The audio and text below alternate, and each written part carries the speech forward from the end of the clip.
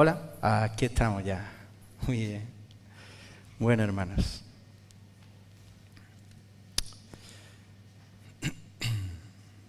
Sí.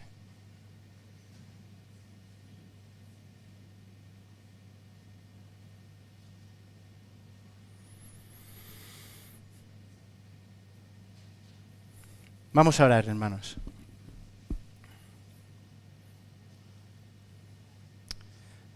Padre Santo que estás en los cielos, en esta mañana queremos seguir exaltando tu nombre. En este momento, Señor, con tu palabra, rogamos, Señor, que tú nos hables a través de ella, que tu Espíritu Santo nos hable en nuestra mente y el entendimiento para poder acogerla y también igualmente, Señor, para hacerla nuestra y llevarla a la práctica. Oh Dios, Señor, que sea tu palabra hoy predicada y tú me guíes, Padre. En el nombre de Cristo te lo rogamos. Amén.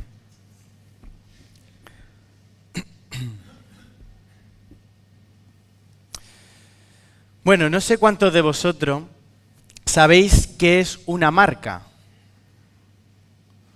Pues una marca no es más que un símbolo que identifica algo o identifica a alguien. Por ejemplo, si vais por la carretera y veis la publicidad de una M muy grande, ¿verdad? Así redondeada, decís, uy, pues mira, eso es un restaurante de comida rápida, ¿no? El McDonald's, como dicen los extranjeros, McDonald's, digo, McDonald's de toda la vida, ¿no? O, por ejemplo, si veis en la ropa o en el calzado, veis así como un símbolo de un boomerang, dice, pues eso es Nike o Nike, ¿verdad? Que Nike. O, por ejemplo, si ya nos vamos al mundo de la tecnología, bueno, allí si vemos esa manzana mordida, que hoy la tengo tapada o se ve por aquí, no sé, ¿verdad? La identificamos, evidentemente, esa marca, pues, con Apple. Y es que realmente por medio de una marca, pues podemos identificar una cosa u otra. Pues hoy vamos a ver 5 actitudes que son una marca inequívoca de la salvación en Cristo. 5 manifestaciones que nos van a convencer que realmente tenemos la vida eterna en Cristo. 5 testimonios vivos que muestran que tenemos seguridad de haber creído en Cristo Jesús. 5 actitudes que dan certeza de salvación al creyente.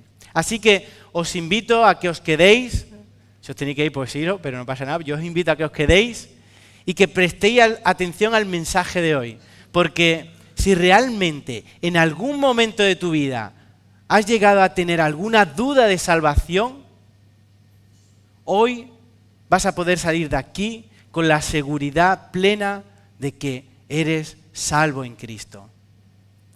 O puedes salir con la oportunidad de tener esa salvación, si aún no la tienes. Así que vamos a leer el texto, si me queréis acompañar, allí en la primera carta de Juan, la primera carta de Juan, capítulo 3, versículos del 19 al 24. Primera de Juan, capítulo 3, del 19 al 24. Dice así la palabra del Señor. Y en esto conocemos que somos de la verdad y aseguraremos nuestros corazones delante de Él. Pues si nuestro corazón nos reprende, mayor que nuestro corazón es Dios. Y Él sabe todas las cosas. Amados, si nuestro corazón nos reprende, confianza tenemos en Dios. Y cualquiera cosa que pidiéramos, la recibiremos de Él, porque guardamos sus mandamientos y hacemos las cosas que son agradables delante de Él. Y este es su mandamiento, que creamos en el nombre de su Hijo Jesucristo y nos amemos unos a otros como nos ha mandado. Y el que guarda su mandamiento permanece en Dios y Dios en él, y en esto sabemos que Él permanece en nosotros por el Espíritu que nos ha dado. Bueno, esta primera carta de Juan es alucinante. Yo os recomiendo que la leáis en casa todos los días, del tirón, del 1 al 5, y incluso si es posible poder llevarla al estudio nosotros aquí, ¿verdad? Que cogieran esta carta, pues ahí se queda lanzado, ¿eh? Si la queréis, la planeáis y la estudiamos, porque es impresionante. Bueno, aunque el escritor de esta carta no se identifica, ¿vale? No dice yo, Juan, apóstol de Jesucristo, es verdad que se le da la autoría al apóstol Juan. Ellos analizan, los entendidos y eruditos, y dicen que debido a una serie de circunstancias de tiempo, de hechos y similitudes gramaticales con el Evangelio de nuestro Señor Jesucristo según San Juan, pues dicen que Juan pudo ser el que escribió esta carta. Y Juan escribió esta epístola a las iglesias de Asia Menor y la escribió con un propósito. Dice el versículo 13 del capítulo 5, si queréis, tenéis siempre ahí 1 Juan, que vamos a mantenernos ahí para adelante y para atrás. El capítulo 5, versículo 13 dice, a vosotros que creéis en el nombre del Hijo de Dios, para que sepáis que tenéis vida eterna. El apóstol quería realmente que sus lectores estuvieran seguros de su salvación. Quería que tuvieran una seguridad que fuera tanto legítima como también perdurable. Y con eso en mente, en este texto que vamos a ver hoy, Juan ofrece de modo conciso 5 actitudes que los verdaderos creyentes, conocedores de ella, evidentemente, deben de manifestar de manera habitual en sus vidas. Fijaos lo que dice 2 de Corintios, capítulo 13, versículo 5. Dice, examinaos a vosotros mismos si estáis en la fe. Probaos a vosotros mismos. ¿O no os conocéis a vosotros mismos que Jesucristo está en vosotros a menos que estéis reprobados? Y es que cuando un creyente se examina a sí mismo, puedes saber con certeza si es salvo, porque realmente su vida se debe de caracterizar por gratitud por la gracia de Dios, por denuedo en la oración, por sumisión a los mandamientos de Dios, por fe en Jesucristo y por tener una gran estima por la presencia del Espíritu Santo en su corazón. Cada uno de estos elementos están íntimamente conectados con el tema del amor, mencionado por Juan en el versículo 18, en el anterior, que dice, fijaos, Juan 3:18, primera de Juan, ¿vale? Siempre hablo de la misma carta. Hijitos míos, no amemos de palabra ni de lengua, sino de hecho y en verdad. Fijaos. Juan, a medida que empieza a explicar estas actitudes que vamos a ver en el día de hoy, mantiene en todo momento su énfasis en la más noble de las virtudes, aquella que encontramos en 1 Corintios 13:13, ¿verdad? El amor. Y hay una realidad en este mundo que es innegociable y que es evidente en todo ser humano. Y es que todo ser humano nace con la ley de Dios escrita en su corazón. Y lo voy a explicar. Todos nacemos con una conciencia que nos acusa o nos excusa dependiendo de cómo actúes en relación a esa ley que tenemos escrita en nuestro corazón. Fijaos lo que dice Romanos capítulo 2, versículos 14 al 15. Porque cuando los gentiles que no tienen ley hacen por naturaleza lo que es de la ley, estos, aunque no tengan ley, son ley para sí mismos, mostrando la obra de la ley escrita en sus corazones, dando testimonio su conciencia y acusándole o defendiéndole sus corazones. Fijaos, esto está aquí en la Biblia. Bueno, aquí. Lo que quiere decir realmente el texto es que cada persona tiene un cierto grado de conocimiento y también una cierta habilidad de poder reconocer lo que está bien de lo que está mal. Yo creo que la mayor parte de la población de este mundo puede asumir que robar está mal, ¿cierto? La mayor parte. Pero vámonos un poquito más con algo más para allá.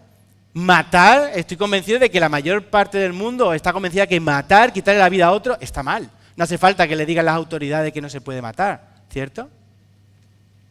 Sin embargo, es verdad que hay personas que pueden acallar su conciencia e ir contra natura ante esa ley que ha sido implantada en su corazón desde que nació.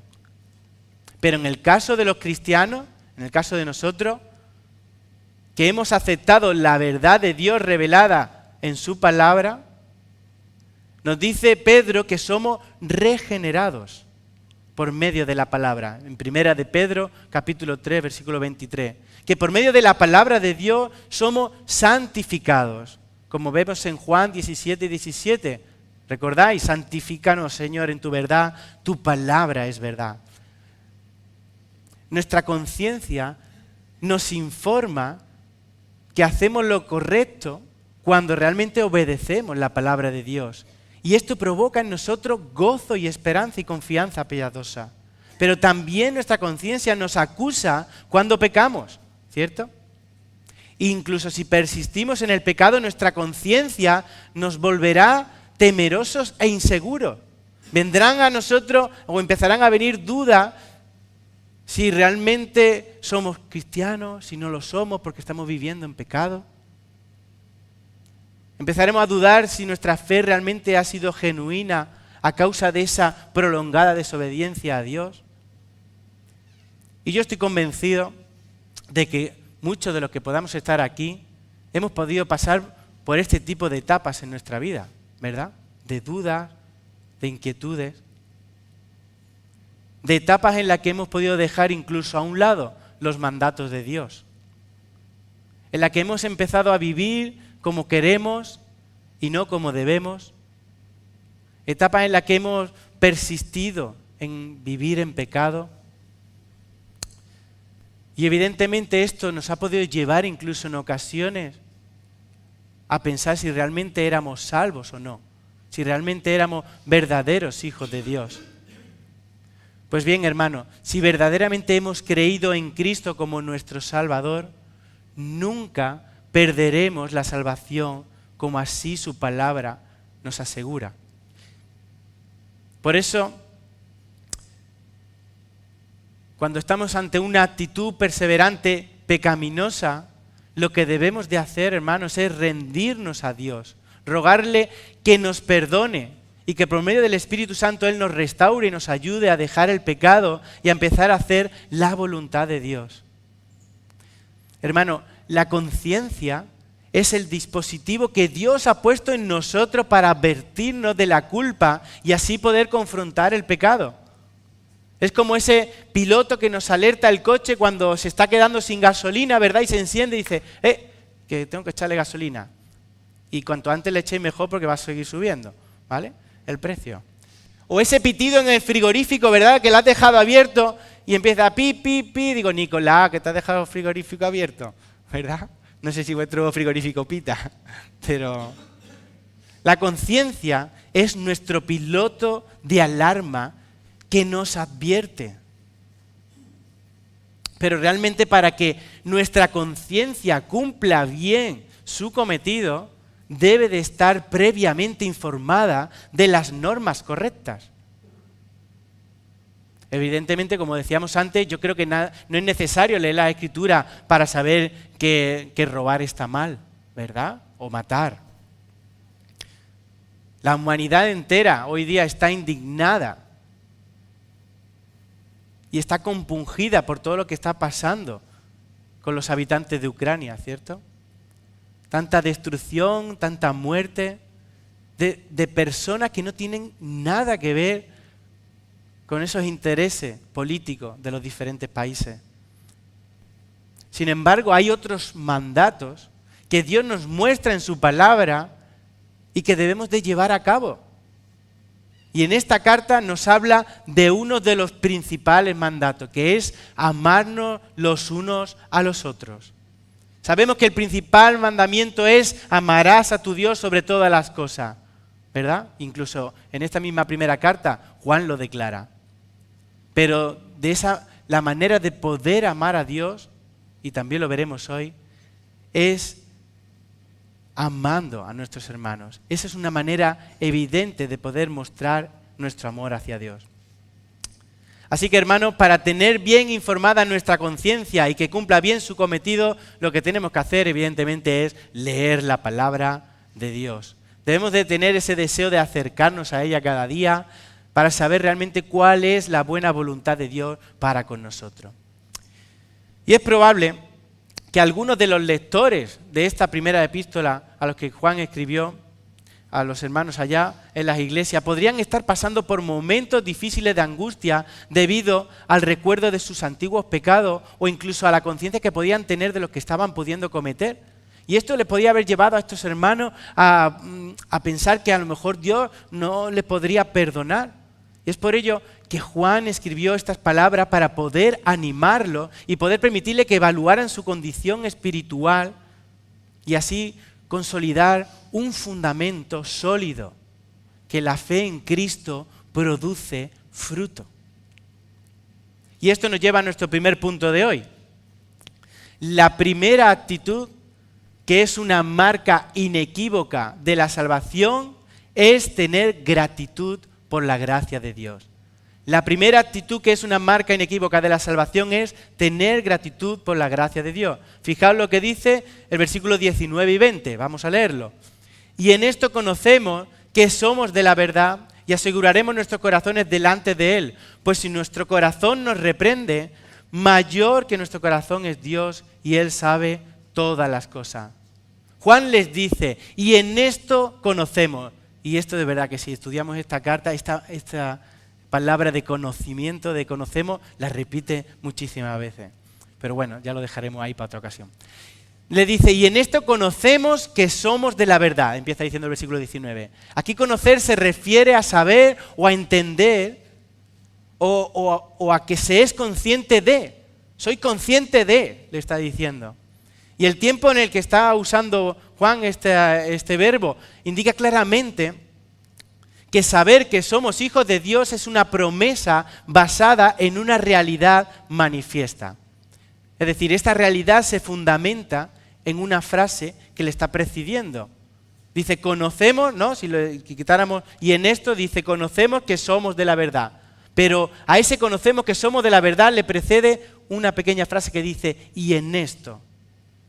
Esto está haciendo referencia, evidentemente, a la exhortación que les ha hecho antes en el versículo 18, sobre el amor fraternal que leímos anteriormente. Es decir, cuando verdaderamente somos conscientes que amamos a nuestros hermanos, que es lo que le está diciendo en el versículo 18, con un amor sincero, es cuando conocemos que realmente somos de la verdad.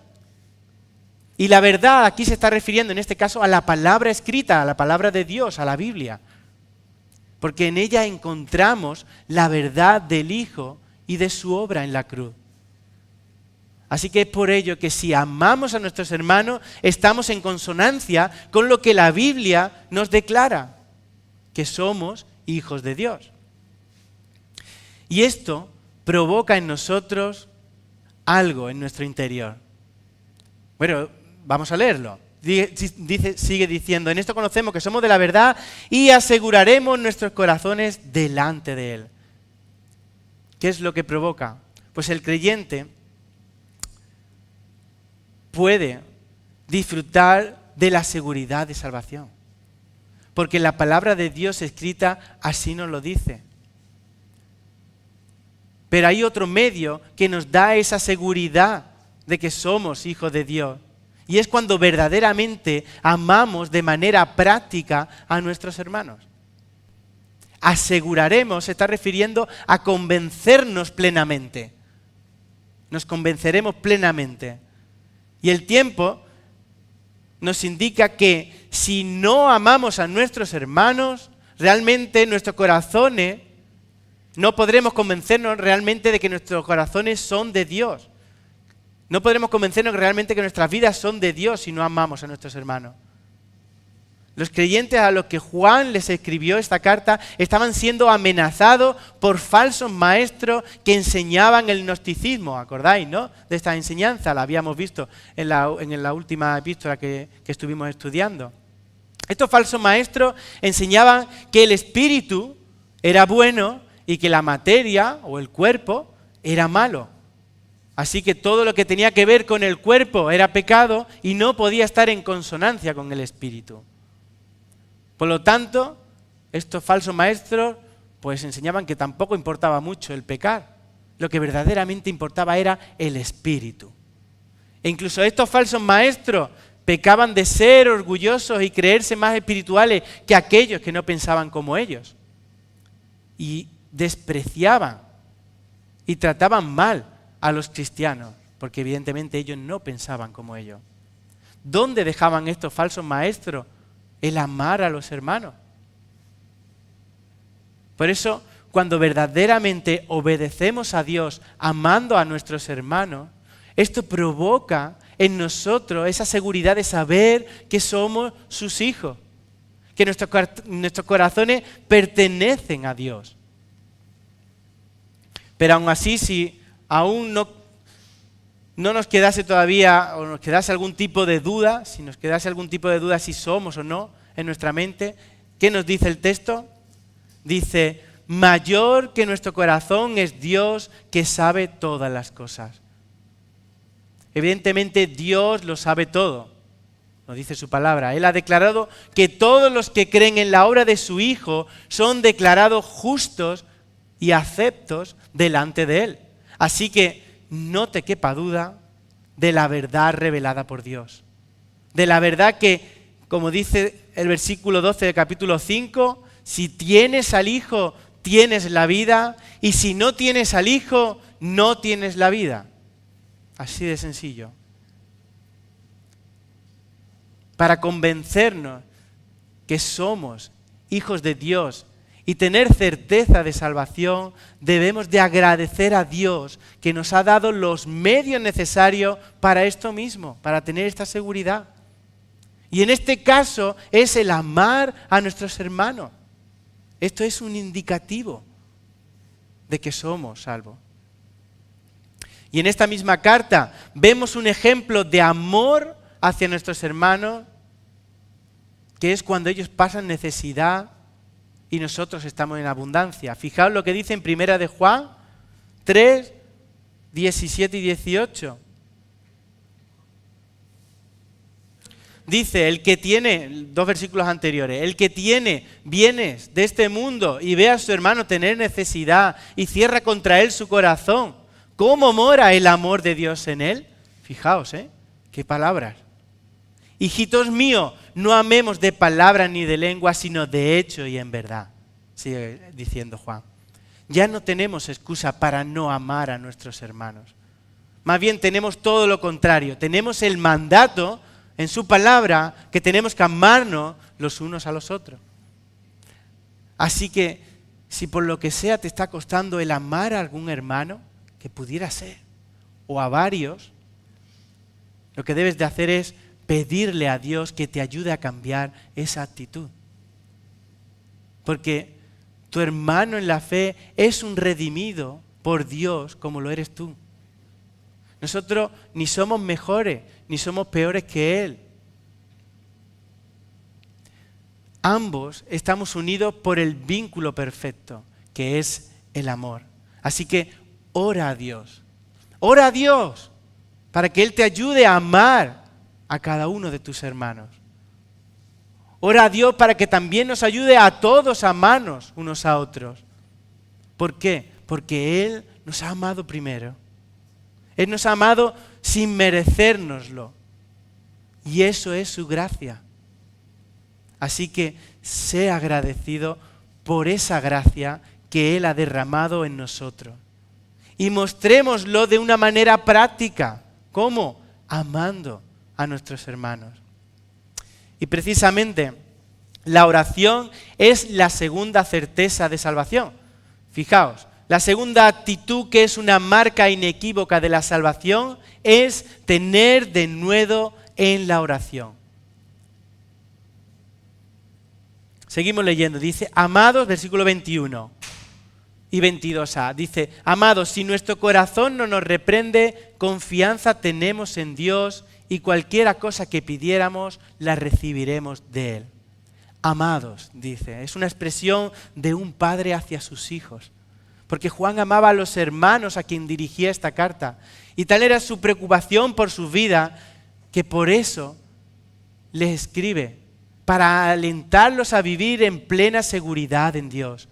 Dice el texto, versículo 21, amados, si nuestro corazón no nos reprende, confianza tenemos en Dios. Como acabamos de ver, la duda en nuestra vida cesa cuando andamos en fidelidad y obediencia a Dios. Es en ese momento en el que nuestro corazón ya no nos reprende, es lo que está diciendo ahí. Nuestra conciencia ya no nos acusa de pecado si realmente estamos andando conforme a la voluntad de Dios y hacemos lo que a Él le agrada. Y esto es lo que da paso, a como sigue continuando diciendo el texto, a la confianza que tenemos en Dios. Esta seguridad que nos permite entrar en la mismísima presencia de Dios, como dice Efesios 3:12. Dice, en quien tenemos seguridad y acceso con confianza por medio de la fe en Él. O como dice Hebreos 10:19, teniendo libertad para entrar en el lugar santísimo por la sangre de Jesucristo. Teniendo libertad para entrar. ¿Libertad para qué? Para entrar en la mismísima presencia de Dios y poner delante de Él nuestras peticiones. Eso es lo que quiere decir aquí el texto en Juan cuando dice tener confianza. Confianza tenemos en Dios. Tener libertad. Cuando realmente conoces a alguien y lo amas, hay tal confianza para poder pedirle un favor, ¿verdad? Muchas veces dice que la confianza da asco. Pero es verdad, ¿no? Cuando tú quieres a alguien y tienes una buena relación, te acercas y dices, oye, ¿me puedes ayudar en esto? Y a veces pedimos cosas que dices, bueno. Y a lo mejor esa persona a quien le hemos pedido un favor y no está a su alcance, pues no nos puede ayudar. Sin embargo, nuestro Padre Celestial nos promete, y ojo, si Dios promete, dice su palabra, que Él cumple, pues cumple lo que dice el texto. ¿Qué es lo que dice? Que cualquiera cosa que pidiéramos, la recibiremos de Él. ¡Guau! Menuda promesa, ¿eh? Cualquier cosa que pidiéramos, la recibiremos de Él. El escritor de Hebreos usa una expresión más ilustrativa de esta idea. Fijaos lo que dice Hebreos capítulo 4, versículo 16. Dice, acerquémonos pues confiadamente al trono de la gracia para alcanzar misericordia y hallar gracia para el oportuno socorro. Hermano, debemos de tener presente que pedir a Dios cualquier cosa no implica todas las cosas. Aquí está la letra pequeña, ¿vale? Que la vamos a leer. Recordar las palabras del apóstol Santiago en capítulo 4, versículo 13. Dice, ¿qué os suena? Santiago capítulo 4, versículo 13 dice, pedís, ¿y qué dice? Y no recibís. Vaya, hombre, pero si nos ha dicho antes que cualquier cosa. ¿Por qué, Juan? Porque pedís mal para gastar en vuestros deleites. Así que debemos de pedir conforme a la voluntad de Dios. Y el mismo Juan lo esclarece un poquito más para adelante, si estáis en primera de Juan, ir al capítulo 5, versículos 14 y 15. Fijaos lo que dice. Juan 5, en primera de Juan siempre, 5, 14 y 15 dice, y esta es la confianza que tenemos en Él. ¿Vale? Igual, esta es la libertad que tenemos para acercarnos al Padre. Que si pedimos alguna cosa, ¿y qué dice? Conforme a su voluntad, Él nos oye. Ojo, aquí la letra pequeña. Y si sabemos que Él nos oye en cualquier cosa que pidamos, ¿qué es lo que dice? Sabemos que tenemos las peticiones que le hayamos hecho. ¡Wow! Ampliación del contrato. Debemos de pedir, hermanos, conforme a la voluntad de Dios. Y en el capítulo 5 nos habla de dos casos prácticos para pedir a Dios. La necesidad de un hermano y el arrepentimiento de pecado de un hermano. Y del mismo modo, todo aquello que está bajo la voluntad de Dios, se lo podemos pedir a sabiendas que Dios nos lo va a dar. No vamos a pedir porque se siga predicando el Evangelio a toda criatura. Pues claro, hermano, clama por ello. Pedir para que podamos amarnos los unos a los otros. Claro que sí, esa es la voluntad de Dios. Pedir por las necesidades básicas propias o de los hermanos. Pues sí, hermano, así es. Pedir por la unidad espiritual, por el arrepentimiento, por fuerzas en momentos de debilidad, por esperanza, por gozo en momentos de angustia, temor o dolor. Claro que sí. El denuedo en la oración es una muestra clara de un corazón cambiado.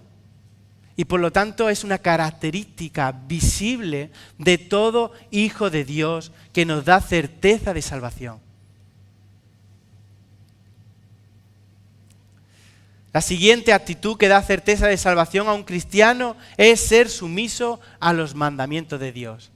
La tercera actitud, que es una marca inequívoca de la salvación, es ser sumiso a los mandamientos de Dios. Sigue diciendo el texto. Porque guardamos sus mandamientos, sigue el versículo 21, la segunda parte, porque guardamos su mandamiento y hacemos las cosas que son agradables delante de Él. Creo que es más que evidente que el cristiano que busca agradar a Dios cumpliendo sus mandamientos y haciendo lo que Él quiere es una muestra inequívoca de una plena seguridad de salvación. Nadie va a intentar buscar agradar a Dios si realmente no ha creído en Cristo como su Salvador. Pero fijaos, aquí podríamos caer en un error, que vamos a intentar no caer, que el hacer la voluntad de Dios y cumplir sus mandamientos son condicionantes para que Dios nos oiga y Él cumpla nuestras oraciones. Porque fijaos que estas dos frases van ligadas, es decir, bueno, yo obedezco a Dios y así sé que me va a dar lo que yo quiera o lo que yo le pida, conforme a su voluntad. Si esto fuera así, pues podría parecer que sería de un interés egoísta por nuestra parte. Es decir, si realmente queremos que Dios cumpla nuestras oraciones, pues nosotros lo único que vamos a hacer es obedecerle para que nos dé lo que le pedimos. Pero no podemos omitir un detalle que vemos en el texto. Dice, si hacemos ¿qué? Las cosas que son agradables delante de Él. El cristiano que cumple el mandato de Dios con un corazón alegre, lo cual expresa gratitud ante todo lo que Dios le ha dado, la vida eterna, busca hacerlo por amor a Dios. El apóstol está diciendo que cuando obedecemos los mandamientos divinos, estamos haciendo realmente lo que a Dios le agrada. No lo estamos haciendo por obligación. Esto descarta cualquier mérito por nuestra parte. Porque el agradar a Dios brota del amor y de la lealtad hacia Él. De ahí que la base de la oración contestada que habíamos visto anteriormente no era una cuestión de obediencia ciega, sí, porque sí, así, no. Sino que es un deseo de agradar a Dios con un amor dedicado. Y por eso Dios satisface y cumple nuestras peticiones. Porque hay un vínculo de amor entre un padre y un hijo que somos nosotros. Pero fijaos, Cristo esto lo dejó aún más claro. Si vamos al Evangelio de Juan, capítulo 15, si quería acompañarme. Evangelio de Juan, capítulo 15, versículos 7 al 10. Fijaos lo que dijo Jesucristo. Dice, si permanecéis en mí, Juan 15, 7 al 10. Si permanecéis en mí y mis palabras permanecen en vosotros, pedid lo que queréis y os será hecho. En esto es glorificado mi Padre. ¿En qué? En que llevéis mucho fruto y seáis así mis discípulos. Versículo 9. Como el Padre me ha amado, así también yo os he amado. Permaneced en mi amor. Y sigue diciendo, si guardareis mi mandamiento, permaneceréis en mi amor. Así como yo he guardado los mandamientos de mi Padre y permanezco en su amor. ¡Wow! La única manera de poder llevar a cabo los mandamientos de Dios, ¿cuál es? Permanecer en Jesucristo. Creyendo en Cristo como nuestro Salvador. Esa es la clave para poder obedecer a Dios y para poder permanecer en Dios. Porque sin Cristo, hermano, es imposible agradar a Dios.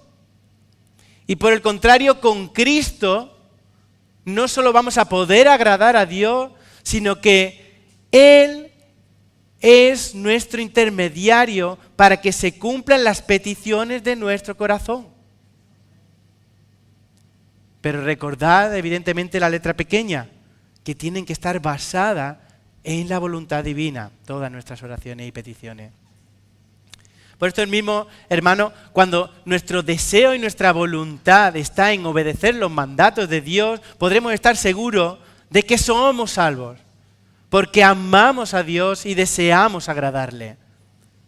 Así que, hermano, es de vital importancia el obedecer los mandatos de Dios, aquellos que encontramos en su palabra. Allá donde tú te encuentres, ya sea en tu casa, obedece los mandatos de Dios. En el colegio, en el instituto, en la universidad, en el trabajo. Da igual de las personas que estés rodeada, recuerda obedecer los mandamientos de Dios. Porque si has creído en Cristo, si verdaderamente has creído en Cristo, querrás agradar al Padre obedeciendo su palabra. Y esto te va a dar certeza de salvación. Así que no dejes de hacer la voluntad de Dios. Da igual lo que otros opinen de ti. Da igual el vacío que puedan hacerte llegar, ¿no? Y dejarte a un lado. Da igual las persecuciones que puedan llegar a ti a causa de ello. Si has creído en Cristo, podrás amar a Dios con el amor que Él ha derramado en nosotros. La cuarta actitud, que es una marca inequívoca de la salvación, es tener fe en Jesucristo. Fijaos lo que dice el versículo 23. Y este es su mandamiento, que creamos en el nombre de su Hijo Jesucristo y nos amemos unos a otros como nos lo ha mandado. Perdón.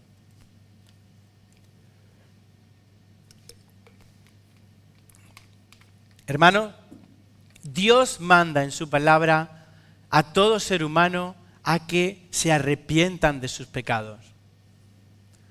Recordad las palabras de Juan el Bautista justo antes de que viniera Jesucristo, ¿verdad? Empezara su ministerio. Le decía, arrepentíos porque el reino de Dios ha llegado. Allá en Primera de Timoteo, capítulo 2, versículo 4, se nos dice que Dios quiere que todos los hombres sean salvos y vengan al conocimiento de la verdad, ¿verdad? Por lo tanto, el mandato a llevar a cabo aquí lo deja más que claro. ¿Cuál es el mandato? Versículo 23.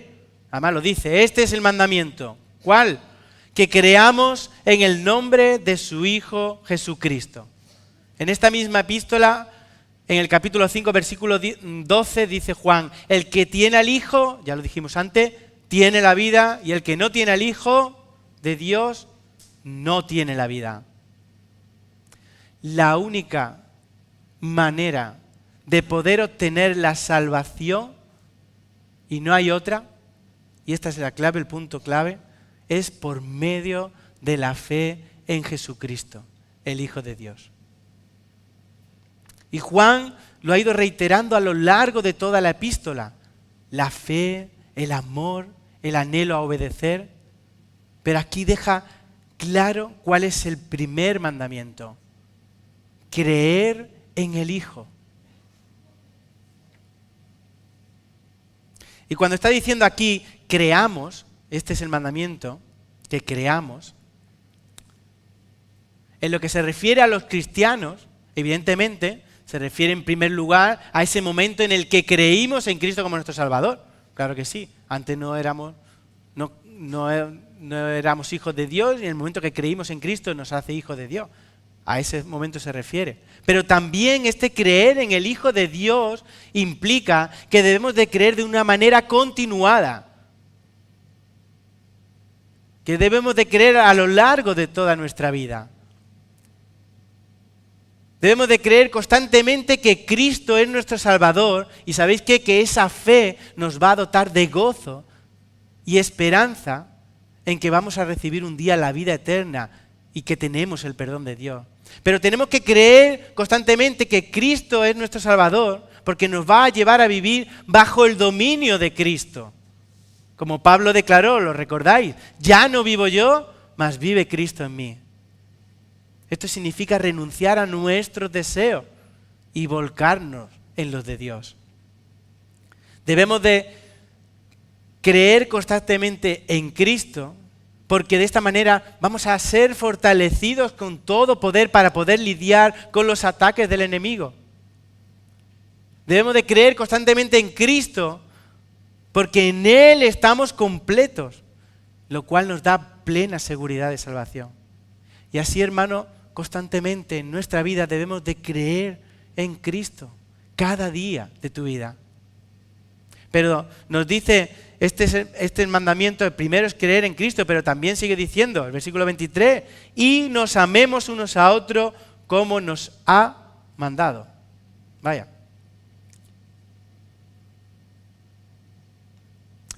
Hermano, como decía antes, el amar a nuestros hermanos es una evidencia externa de que realmente amamos a Dios. Vamos al capítulo 4, versículos 7 y 8, por favor. Capítulo 4, 7 y 8. Dice: Amados, amémonos unos a otros porque el amor es de Dios. Todo aquel que ama es nacido de Dios y conoce a Dios. El que no ama no ha conocido a Dios porque Dios es amor.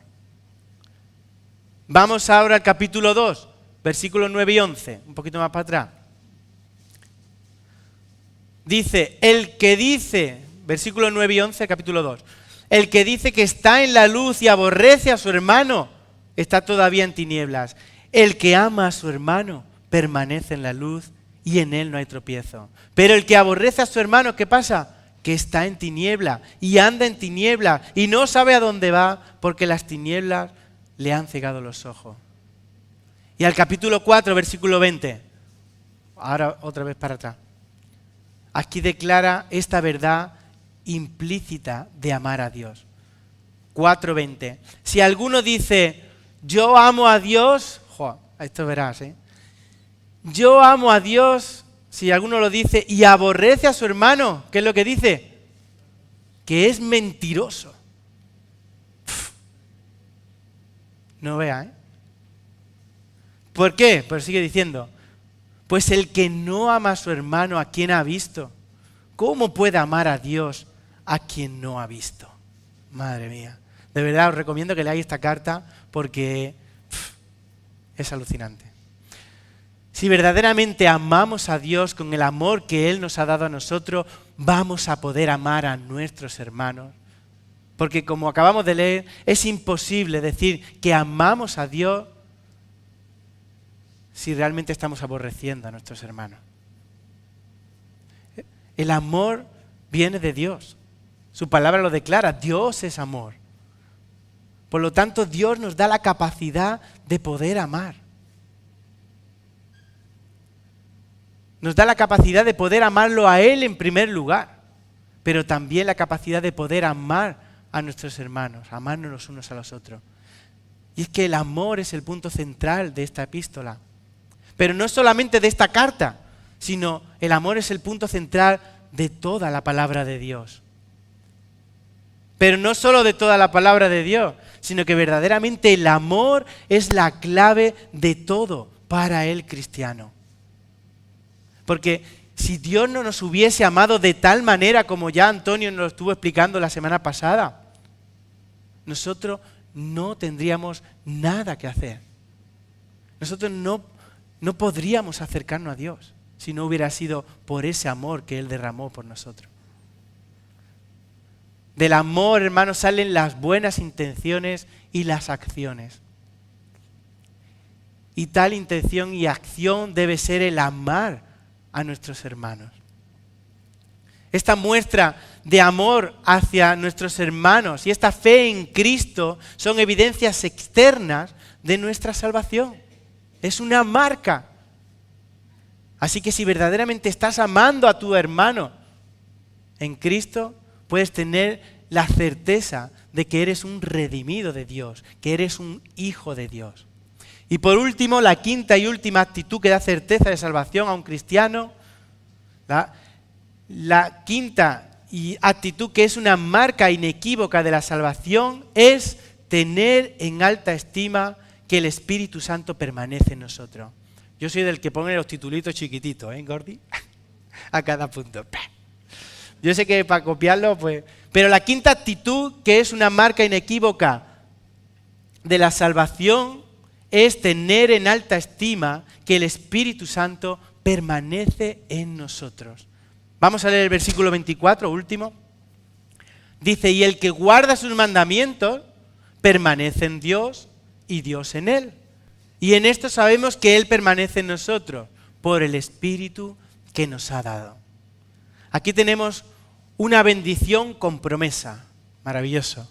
El que guarda los mandamientos de Dios, dice el texto, permanece en Dios y Dios en él por medio del Espíritu que nos ha dado. Aquí permanecer significa quedarse o alojarse.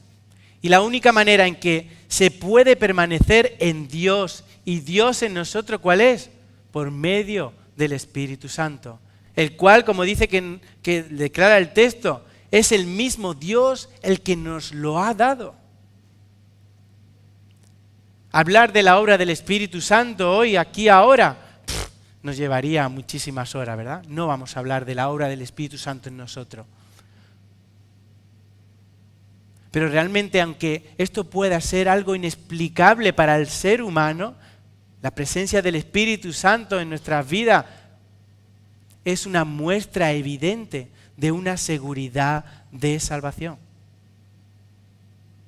Porque es por medio de la obra del Espíritu que recibimos el entendimiento y comprendemos las Escrituras, como declara en 1 Corintios capítulo 2.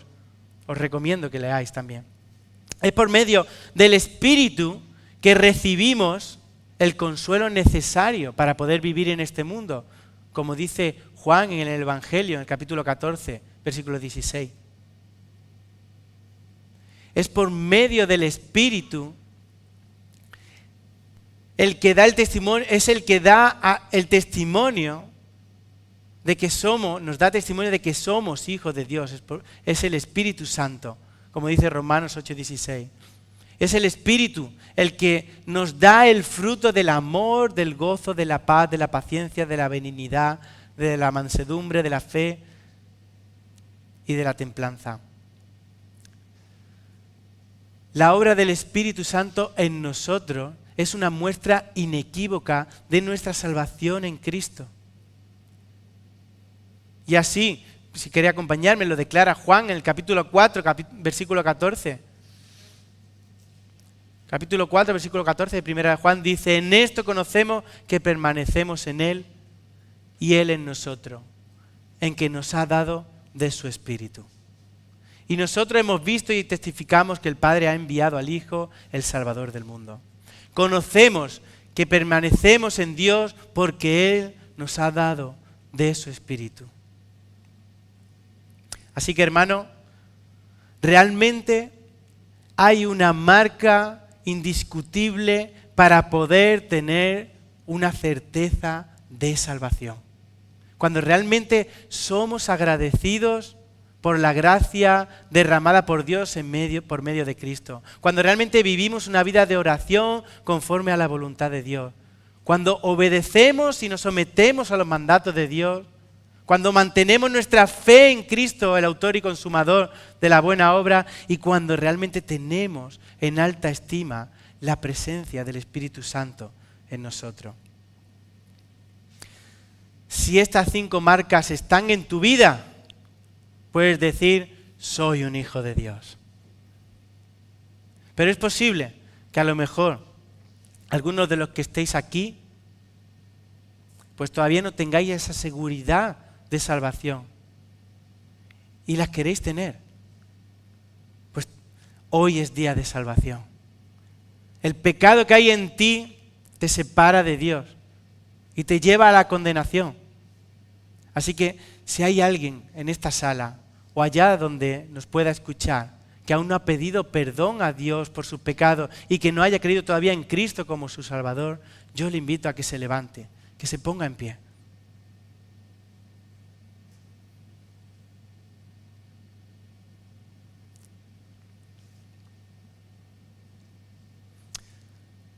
Queremos orar por tu vida. Pídele perdón a Dios. Cree en Cristo. Porque Él es el único que puede pagar el precio de tu pecado.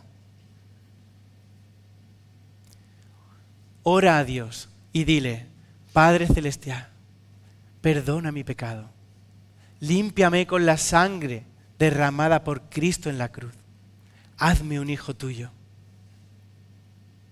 Y ahora, si has dado ese paso, comienza a disfrutar del gozo de la salvación, viviendo una vida de obediencia y santidad en el Padre. Que a Él sea la gloria. Vamos a orar. Dios y Padre que estás en los cielos, agradecemos tu palabra. Agradecemos, Señor, que tú nos la hayas dado, que tú te la hayas revelado por medio de ella para nosotros, Señor, para que podamos comprender realmente cuál es el propósito para cada uno de nosotros. Gracias te damos, Dios, porque en tu palabra vemos cómo podemos llegar a ti por medio de Cristo. Gracias, Dios, por la obra de Jesucristo, tu Hijo amado, entregado en la cruz, el cual cargó con todos nuestros pecados, con todas nuestras iniquidades y allí la dejó clavada. Gracias, Dios, por la sangre derramada en Cristo que limpió nuestra vida de pecado.